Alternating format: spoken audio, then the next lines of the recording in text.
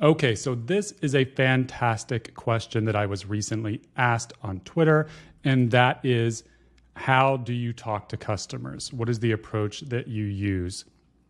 And this is honestly perfect for me to answer because with everything we do for all of our projects, especially Stammer AI, talking to customers and the concepts of community-driven development, building a community, it's all baked into every single thing that we do. And between my co-founder Ross and myself, I don't really know a lot of people that have as much experience talking to customers. So this is perfect. Now let's get into this. The number one here is a bit of a joke, but ultimately you have to just talk to them. And what I mean by that is that I see a lot of bootstrappers and indie developers who think they try to find every way to avoid talking to customers. And even in the corporate environment, you see this a lot, but ultimately you just have to do it. If you think you can, build a successful product without ever talking to your customers, then in most cases you are completely wrong. I hate to tell you. And while it is true, you may have heard, quotes from Henry Ford, that if he would have listened to customers, they would have wanted a faster horse. And while it is true that you can't take, feedback from customers and not filter it and not apply reasoning to it, you certainly also cannot not talk to your customers. So it is literally essential and one of the most important things that you do. Now, how do we do this at Stammer and what works very well for us? Well, one of the most important things that we do in order to talk to customers is a weekly office hours, right? So if you go to our YouTube, just go to YouTube, type in stammer.ai and look it up, and you're actually going to see the most recent YouTube. Well, actually, this was from last week, and we just had one today, actually. But you'll see the office hours in here, and we always record them. We throw them up on YouTube for our other customers who couldn't attend it to watch it. But these are really, really key.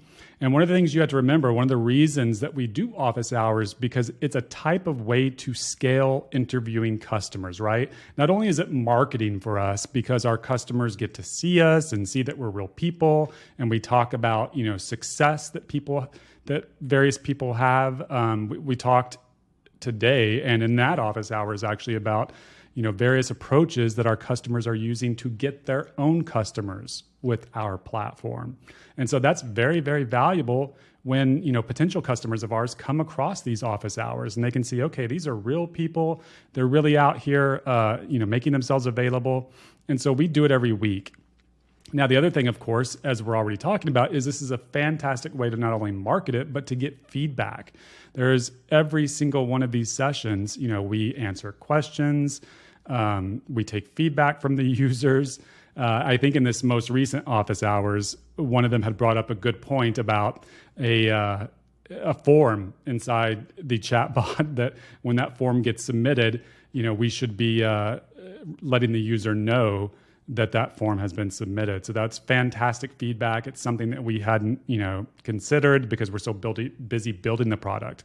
But I highly, highly recommend weekly office hours. And we even go beyond that in many ways, which we will go into that in just a moment here. But overall, the entire philosophy that you want to have here is that you want to build a community, right? That's what you're trying to do here, is you want to do community-driven development. And that's actually that's actually something I should probably make a video on, is what is community-driven development? Because I'm sure you're very familiar with at least the concept of build in public, but community-driven development is an advancement of that in many ways. And it's the heart of kind of what my product philosophy has become over the past 5 to 7 years. But you want to build a community. So how do you do that? One of the greatest ways that we've found to build a community is, of course, like I said, these office hours, right? I mean, that's part of it, because these people learn to know each other's names. We know their names. We know them by name at this point, some of the regulars. And it's funny, actually, when we open issues like in our GitHub and in our issue tracking system, we'll sometimes refer to them by name, like this customer's issue, right? It's funny how you start to know your customers when you really start to talk to them. But they're key partners of ours as well. So this is all about our approach. But Discord group, and I'm sorry, I'm rambling here, but the Discord group is very key, right? If you'll see me here, right here, literally answering a question from a customer just a little while ago. So these Discord groups are super valuable. Now it's a bit of work, right? We have to monitor this. We have to come in here periodically and kind of answer questions and stuff, but it's so valuable. And you're going to see a lot of great products that do this. Just off my head, the browser, I don't know if you can tell the browser I'm using, it's a Chromium browser, but it's called Sidekick, right? And they have a Discord group that they have been massively successful with. And even Stripe has was it a Discord group? Yeah, it was a Discord group that they gave me access to, the Stripe developers Discord group, where we've gone in before to kind of ask them questions because we use Stripe extensively. So that's what you want to do here is build a community. A Discord group can be very, very powerful. Now, as I was alluding to earlier, we go beyond just the weekly office hours, right? So we have a paid user office hours. Now, we don't call it that.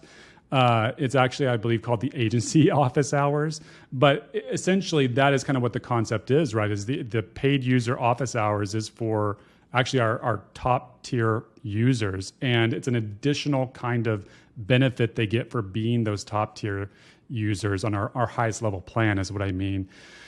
And so they're able to join it, get advice from each other, get advice from Ross, who has a wealth of experience starting an agency. That's how he kind of got started. So a paid user office hours is a great way to kind of further build that community.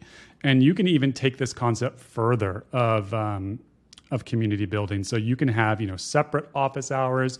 You can have seminars that you do where potential customers join once a week, and you explain it. That's more of like a sales focused meeting, but it's very powerful. And then finally, the final approach, which it's customer interviews, right? And the reason I'm hesitating on this is because we do this all the time. If you've got the office hours set up, if you've got the paid, if you've got the Discord group set up, you're literally interviewing customers all the time. People will see me, and I don't think I have any examples of this ready to go, but in the Discord, I will often go through a series of questions to understand the why behind why a customer is requesting a certain feature. And there's two great books for this that I always recommend. The number one is, of course, The Mom Test. This may be reversed. I don't know if you can kind of read that, but you get the point. The Mom Test by Rob Fitzpatrick. The entire book is about, getting feedback from potential customers. It's really about ideating and validating ideas. And then as far as actual running customer interviews, this is an amazing book. So it's called Deploy Empathy. It's reversed also probably. Deploy Empathy by Michelle Hansen. She has, this book is honestly amazing. I'm surprised that more people don't talk about this. But in this book, she's got, scripts for customer interviews and talks about all the different approaches that you can use. And I really love both of these books. But the point is, customer interviews, in theory, are more of like a one-off thing. But one way you could do this is, every customer that signs up, you can email them and request a customer interview. Now, I, at this point, prefer the office hours and the building a community approach because then it's a little bit more natural. So that's what we tend to use. But this can also be incredibly valuable if, for whatever reason, you don't have the bandwidth to build a community. I still suggest doing it. I think it can be very helpful. But customer interviews and establishing a customer interview process can be a fantastic approach to doing this as well. And some tips about customer interviews, and they go into all this in the book. But you need to be careful with the way you run them, because the approach you use can lead to better or worse results. And so just read those books. I would start with the Mom Test and then, skim through Deploy Empathy, because there's a wealth of information there. And then finally, incentivization. So Deploy Empathy goes into this in a lot of ways, but depending on your product situation, you may need to incentivize your customers to do interviews, right? Now, I think if you build up the community, you may not have to worry about this at all, because customers are incentivized to give you good feedback in order to, make the product better for them.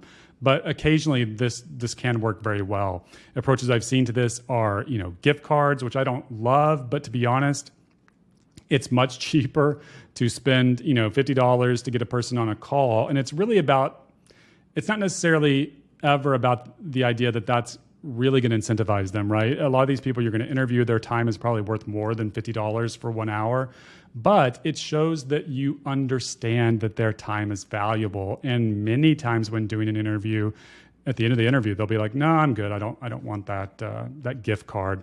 So offering it is key.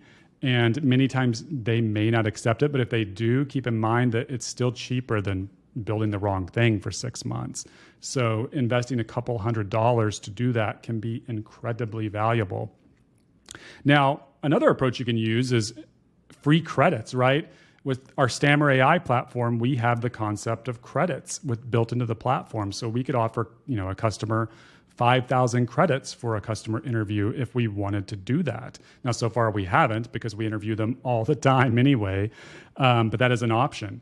Also, free subscriptions or free months on their subscription is a great option. I did do that for Notifier when I was doing a massive customer interviewing campaign. Actually, I think I was offering like free months or something, maybe 2 months or maybe 1 month actually.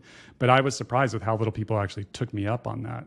So these are just some of the various ways you can incentivize people in order to, show them that you respect their time and all the valuable feedback they're giving you.